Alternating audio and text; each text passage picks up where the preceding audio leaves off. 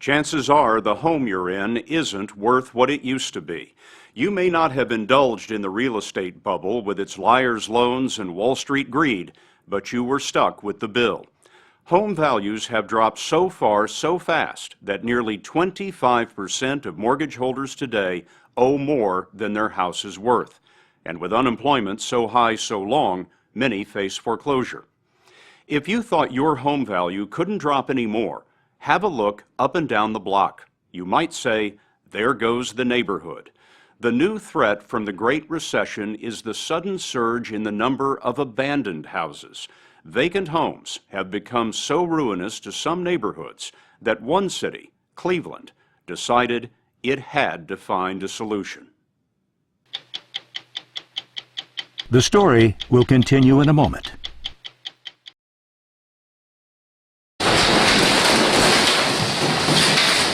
Perfectly good homes, worth $75,000, $100,000 or more a couple of years ago, are being ripped to splinters in Cleveland, Cuyahoga County, Ohio. Here, the Great Recession left 1/5 of all houses vacant. The owners walked away because they couldn't or wouldn't keep paying on a mortgage debt that can be twice the value of the home. Cleveland waited 4 years for home values to recover, and now they have decided to face facts and bury the dead. Why destroy them? Jim Rokakis, a former county treasurer, showed us. We're looking at a neighborhood that has almost as many vacant houses awaiting demolition as there are houses with people living in them. We have one here, one here, one there. Rokakis is leading the effort to tear down thousands of abandoned homes because they're rotting their neighborhoods from the inside out. It often starts, he told us, when a vacant house becomes an open house to thieves. It's a nice house from the roof to about here. And then down here it's been ripped to pieces. What's going on? Well, this is typical because this is as high as they could reach without using ladders. They've ripped off the aluminum siding, which you'll see on most of these houses. The aluminum and the vinyl siding comes off. It's getting about $1 a pound. Essentially, foreclosure scavengers have been through here. The thieves have gone high-tech. They know when evictions are occurring because they're posted online, and they will follow the sheriff. They're usually there that afternoon or that evening. So in here, what you're going to see, well, I guess they took everything, including the proverbial kitchen sink, right? The sink is gone. The plumbing is gone in this house. All the copper, anything of metal that had value is gone. The furnace is gone.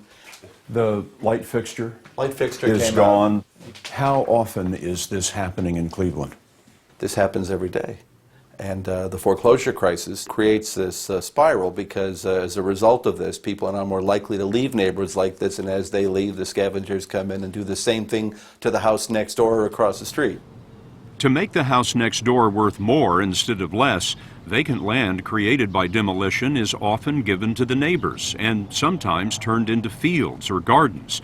Cleveland and Cuyahoga County believe that only by turning the failures of the Great Recession into green space can they stabilize the value of what's left. Otherwise, the scourge would keep spreading. When you see a house that the scavengers have torn apart like this one, I mean, what does it do to the guy next door? It clearly makes his house worth a lot less money because when you've got 4, 5, 6 vacant houses on a street like this, your house isn't worth a percentage less, it's just worthless. It's probably worth about $30. I mean, seriously, who knows? It's sad. It's really sad. Roberta Bryant lives at the end of the street in a house made essentially worthless by her vacant neighbors. Do you think in this neighborhood you could even sell this house if you wanted to? No, I don't think anybody will buy it. Are you interested? I don't live in Cleveland. Well, this could be your summer home. In theory, there shouldn't be this many abandoned houses. When homeowners walk away, the bank is supposed to take responsibility. But one little-known feature of the Great Recession is that many banks are walking away too, unwilling to maintain a house whose value has crashed. Very often a bank will take a property to the point of foreclosure, but won't go to sheriff's sale because they don't want that property. They don't want the responsibility of the $8,000 to $10,000 bill that comes to tearing this house down. Former County Treasurer Jim Rokakis says some banks have turned their backs on a blight they created. Well, in a normal real estate market, people are out looking for loans.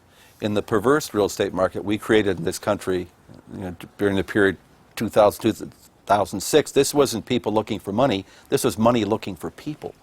And that's why so many of those loans were made without down payments and without verification of income. And I might also add phony appraisals.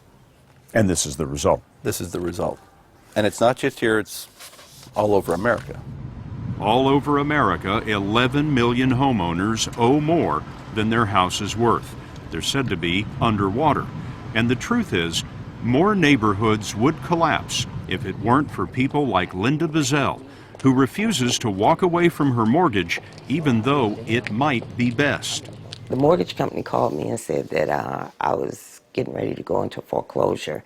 So I mailed a payment in that day, and it was the last of my savings.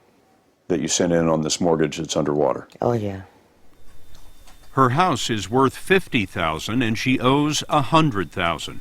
A financial planner might tell her to put something away for retirement rather than pay a mortgage that will never recover, especially since she lost her job in nursing last April. What have you been cutting back on? Sometimes food. I would go to the food bank in order to make up the difference so that I wouldn't be completely hungry.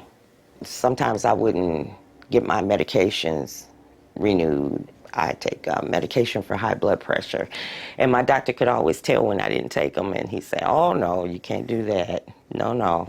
You're living on unemployment right now? Yes. What about the next mortgage payment? I'm going to pray. That's the best I could do. I'm going to pray that I find a job.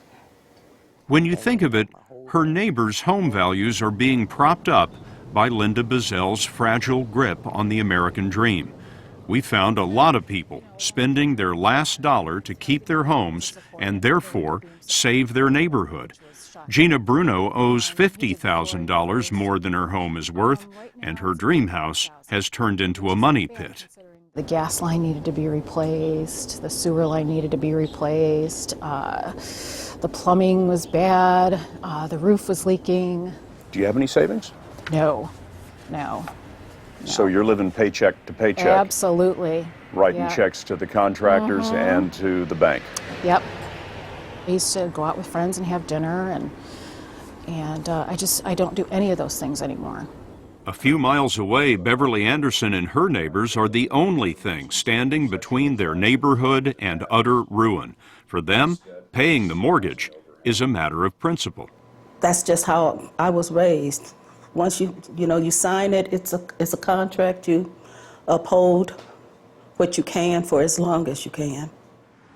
These folks bought the first homes in what was supposed to be a 100-house development outside Cleveland called Cinema Park.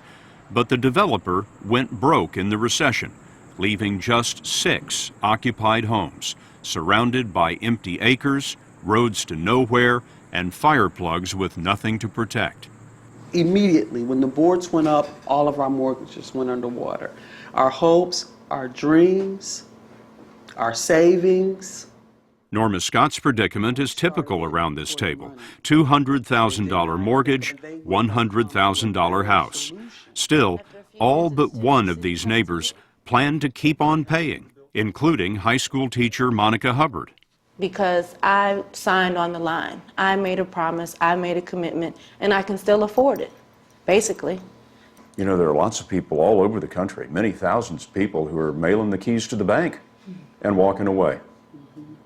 They can't figure out how it makes sense to put more money into a mortgage that's underwater. Can't speak for them. I can only speak for me and my reputation that I have to uphold. Your signature means something. It does. It does. Norma Scott is the only one throwing in the towel. She stopped paying her mortgage when she got breast cancer and had to stop working for a while. I made the mortgage payments for as long as I could, and then the money just ran out. And then they sent you a letter last Christmas Eve. Yes, and foreclosed on my property. It seems to me that you're living day to day waiting for a telephone call or a letter from the sheriff. From the sheriff. The Cuyahoga County Sheriff is doing 50 evictions a month. Mr. Waple? Okay, unfortunately, you know why we're here, the eviction. Chris Waple owned a restaurant, but when it went under, he couldn't make his mortgage payments, and so Waple and his family were evicted from the house that he'd lived in for 23 years. He'd raised 5 children here.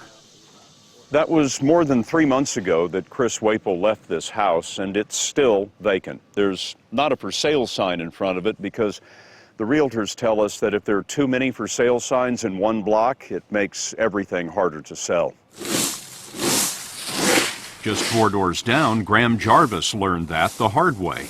His house has been on the market 6 months, but only 6 people have taken a look. Next door, Jennifer Wiley has seen the value of her home drop 50%. You can't see it in this neighborhood because they're keeping up appearances, but a quarter of the houses here have been emptied by foreclosure. And on this handsome block in well-to-do Cleveland Heights, at least 4 vacant homes are scheduled for demolition. Former County Treasurer Jim Rokaka says banks could stop the wrecking crews if they would only reduce the loan balances on underwater mortgages. You're going to have to write down principal balances, because if you don't write down the principal to something that's more realistic, it just guarantees that more people will walk away and more people will default. Look, you're asking the banks to write down the principal on these houses, to take losses in the millions, if not billions of dollars. Oh, hundreds of billions. Why would they do that? Aren't you better off, let's say, on a $150,000 mortgage, preserving $75,000 in value, as opposed to letting that house go vacant, possibly seeing the house vandalized, and drop to a value well below that? I mean, they helped to cause this mess, and it's not going to fix itself without their cooperation. Cuyahoga County ripped down 1,000 homes this year, and they have 20,000 more to go. That'll cost about $150 million.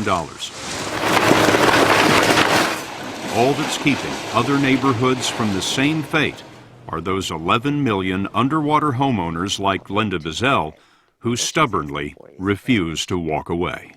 I want to keep my home. You know, when you've worked all your life,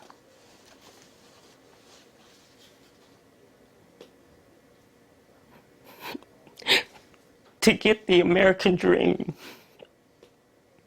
you don't want to just walk away.